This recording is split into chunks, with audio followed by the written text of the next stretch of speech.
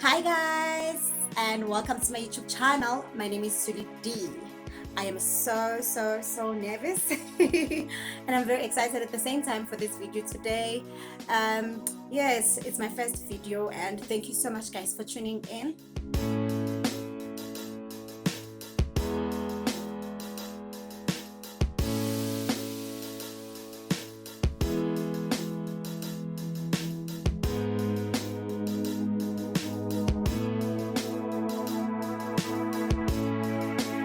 And thank you for tuning in again. So after the video guys, please remember to subscribe, and also you can click on the notification button so you can get a notification when I upload a new video. And please also leave your comments down there. And yeah, thank you.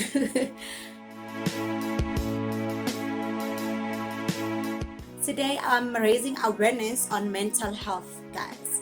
So today's video, I'm actually very excited about it. I just felt like I have to do a video on mental health, which I think is a very important issue in the world, all around the world right now, especially since the COVID-19. Like, we've been going through a lot. Some of us lost our loved ones, we lost our jobs, our businesses, just a whole lot happened guys, and obviously that will take away something from our mental state. You know, we can be stable. So yeah, let's get into today's video. So mental health is the well-being of the mind, which can affect your behavior. It can affect the way you think, it can affect your mood, it can affect the way you act as well. And it's very important at every stage of your life. So basically from early childhood to adulthood, it's very important that we take care of our mental health. And yeah, though we don't know how, because obviously when we were still younger, we were not taught how to take care of our mental health. Even in school, like on the curriculum that I was studying at school, we didn't have mental health or mental awarenesses on our programs. It has always been just more about pregnancy, HIV and AIDS, and all the other things. So I think they need to really review the curriculum. I'm not sure if now they do have it, but they do need to, at least maybe on the life orientation, maybe they need to add it so that they can educate kids at school more about taking care of their mental health. So it's very important that we take care of their mental state, guys. It's very important.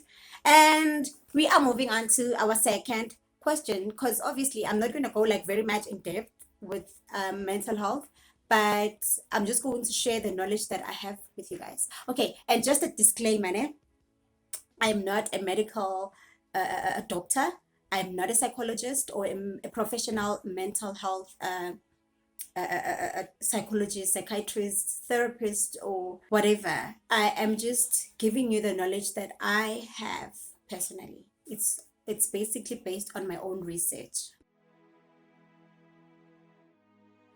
The factors that also contribute to mental health, and those factors such as genes or brain chemistry, life experiences, abuse, trauma, a family history of like mental problems, you know, you know what I mean? And it can also be finances. What are the typical mental health conditions or illnesses? All right. So we get quite a lot, but I'm just going to like mention, say, four or five. Um, it's basically what I got from my research, and I'm more comfortable speaking about the ones that I'm going to mention.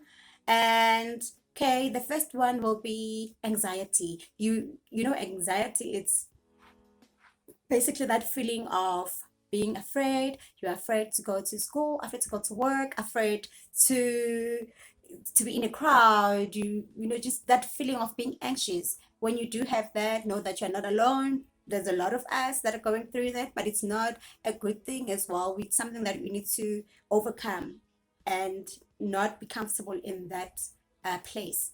And we also have a mood disorder. Mood disorder can actually okay, I have two examples for that, which will be depression and also bipolar. Those two, they really go hand in hand, and it's really like, they're really like bad. I'm not gonna say they're not a nice. It's not a nice experience to go through depression, and it's very like dangerous. It can also like kill you. I think later on I'll do a video on bipolar and depression so that we can learn more. Also, I can break it down more and go more in depth with what depression is and how it can be treated and how to avoid it as well. Same as bipolar, right? And then the fourth one, oh, eating disorder is also a problem, guys. You must not like be in a position where you are eating too much or you are eating less. You unless you are on diet, all right, or unless you are aware that okay, I'm eating a lot because I want to gain weight or for a certain reason. But if you just like just just happen to just eat a lot and you are unaware and you are not pregnant, it's not good. And also you can't eat less unless you're really on diet and you are aware of that. But if that happens, really need to take cautious. If that happens, then it means you might be going through a mental condition that maybe you need to see someone professional so that they can advise what is it that you are going through. Okay.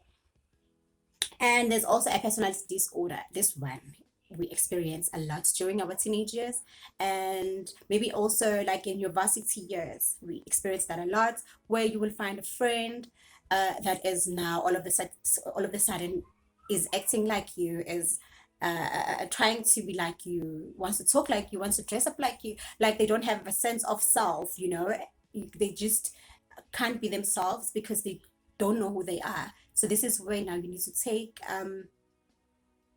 time off and just do some soul searching, find your inner self and your inner peace so that you can be happy with who you are and not have that personality disorder. Because what if I love smoking weed? You're going to end up smoking weed because I smoke weed, or because I take drugs. Now you're going to take drugs because you like me and I take, you see. So you need to find comfort in yourself and always be honest with yourself. Okay, so yeah, and we also have a post-traumatic stress disorder. So we are moving on to the early warning signs of mental health problems. You will find someone or yourself sleeping a lot or sleeping less. It's not good. It's not good. So you are not supposed to be sleeping a lot and you're not supposed to be sleeping less. And then also there's another sign whereby you are pulling away from people. That is not good. Or pulling away from the activities that you like or that you love. You know, say you love baking, for example, and all of a sudden you lose interest. You no longer want to bake, or you love playing tennis, and all of a sudden you just hate playing tennis. That is also a very big concern. It's something to also like look at. It's not a good thing. Um, the feeling of also being like helpless and hopeless, like when you reach a stage in your life, like no matter what you're going through or what hardships you're going through, when you reach a stage where you just like feel like giving up, just know that at that point you need to speak to somebody, because also talking helps. Either you talk to a friend or you go to your nearest medical facilities or where you can like get help. Maybe they can like refer you to a psychologist that you can see, so they can help you with the condition that you are dealing with, or maybe they can help you or diagnose you, or just whatever that can help happen to help you get out of that situation, because it's really not a good situation. And also there is severe moods, like those ones that go on and on and on and on, like they never stop. That is also not a good thing. Like it's something to also just look at, because when you have those severe bad moods, guys, it affects the relationship that you share with your friends, the relationship that you have with the boyfriend. You might even end up breaking up with that person. So it's not a good thing. And also the inability of doing your daily activities. It can be at work where you are just now being incompetent. You are not doing well in, or just performing well at work. You're not reaching your targets at school. You can't study. You are failing. You're not like performing the way you're supposed to be performing. That also really needs you to look deeper within yourself and see if you have any of the signs, or you have what is it that you are dealing with that needs, that you can change, or that maybe, or if you need to just like communicate with someone for you to just get help, because you definitely need to get help. when you reach that stage in your life where you are just not performing at work, you just all of a sudden losing interest of just even going to work or doing your work, or even just at school, you're not doing well at school, like you do need to like get serious help. Okay, so we are now moving on.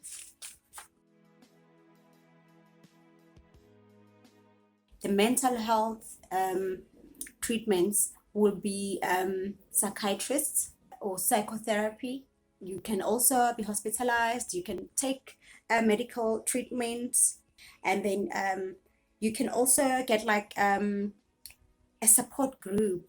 So a support group you would definitely need in a case where, let's say, you just tested HIV positive, and you need obviously people that would could support you, or people that can hold your hand and say, listen, you are not alone. I'm also in that condition, but together we are moving forward. So yeah, definitely that one you would need, or someone who would say you are not alone in depression. I'm also recovering from my own, mental condition. So yeah, basically like those kind of support you need. And you also need like a self-help plan where you can like change your routine, your daily routine, just to make sure that your life is just balanced. Okay, maybe if you need to make like a few changes, you need to change the time you wake up in the morning, and you need to change the time you go to bed, and maybe adding some activities that can help you control the state of your mind, or bring back the state of your mind to be like at a balanced stage. So those kind of things, and also a coping skill plan, you would definitely need that. That could help a lot. It can be maybe gardening. If you have a garden at home, you can do gardening. You can, if you love painting, you can all of a sudden start painting again. And if you love YouTube, you can use YouTube videos also to just like distress and try to maybe communicate more or talk more about your problem. I'm just saying, I'm not saying it's good. If you feel it's good for you, then you can go for it, obviously. But yeah, I said it. So yeah, that's basically it, can all help you with your um, mental illness treatment. Okay, it doesn't necessarily have to be pills, because most of the time it doesn't have to be like pills that you're taking for you to get better.